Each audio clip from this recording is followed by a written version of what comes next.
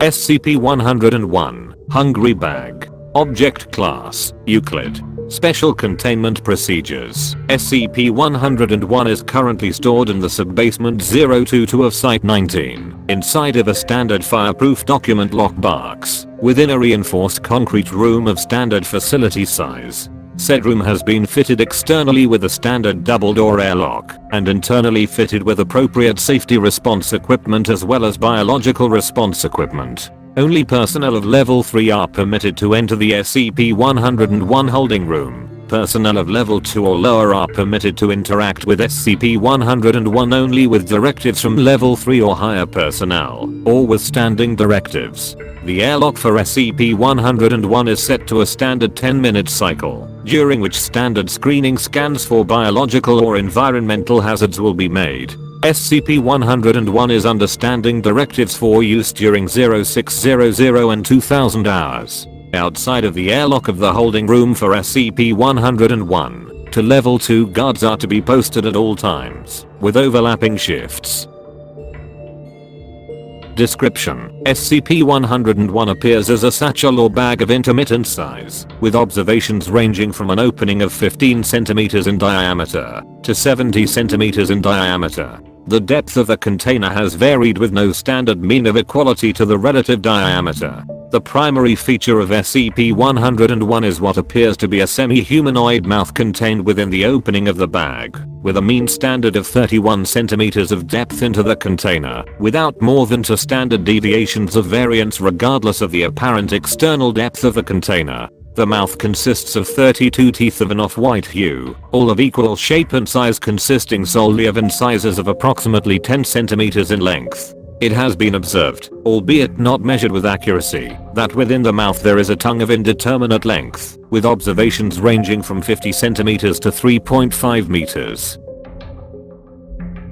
The mouth appears wet and spongy. However, all attempts at removal of possible fluids have resulted in failure, with damage to the instruments and harm to the personnel. The current decision is that SCP-101 may be a part of a larger entity of extra-dimensional origin. SCP-101 is not externally mobile. However, internal movements within the container can affect minor movements of the exterior of the container that consists of SCP-101's covering. It is understood that due to the nature of the size and probabilities of the container and object within, the object is of extra-dimensional interaction if not origin. SCP-101 has exhibited polymorphic abilities, as well as a low level of sentience. The photo on file depicts the item as it was discovered in 1979 in a remote area of the Cascade Mountains in the Pacific Northwest of the United States. Found along with SCP-101 was the decayed remains of a human, clad in a weathered black suit, seated upon an also weathered parachute, missing the right arm up to the joint of the shoulder, which appeared to have bite marks through the remaining bones, assumed to have been inflicted by SCP-101. Speculation as to the identity of this deceased individual has led researchers to the conclusion that this was one D.B. Cooper. Remains removed for the purposes of concealing the existence of SCP-101. SCP-101 has since changed appearance and shape, with the apparent end of entices subject into reaching within the container. These appearances have ranged from money satchels, to deli boxes, to Krispy Kreme containers, to candy bags, all of which have an external appearance that is indistinguishable from that of the real containers. It has been proposed by Dr. Data Expunged that SCP-101 is semi-sentient in its attempts to lure subjects in. At the recommendation of Data Expunged, SCP-101 is currently in use as a means of refuse disposal for Site-19. SCP-101 has not shown adverse reaction to having foreign matter introduced to it, including, but not limited to, paper product, sewage, cafeteria refuse, metals, polymers, oils, and other products which are not consumable by any known biological entity.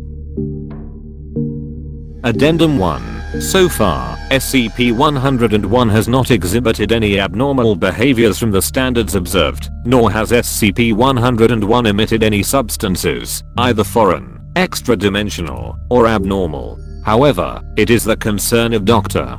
Data expunged that SCP-101 may produce an emission in the future. Addendum 2. Further examination under the direction of Dr. Data expunged has determined that SCP-101 is ideal for the disposal of hazardous wastes and byproducts of other SCP-related projects. Dr.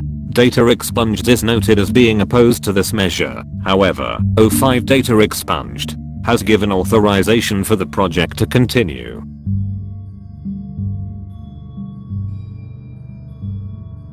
End of file.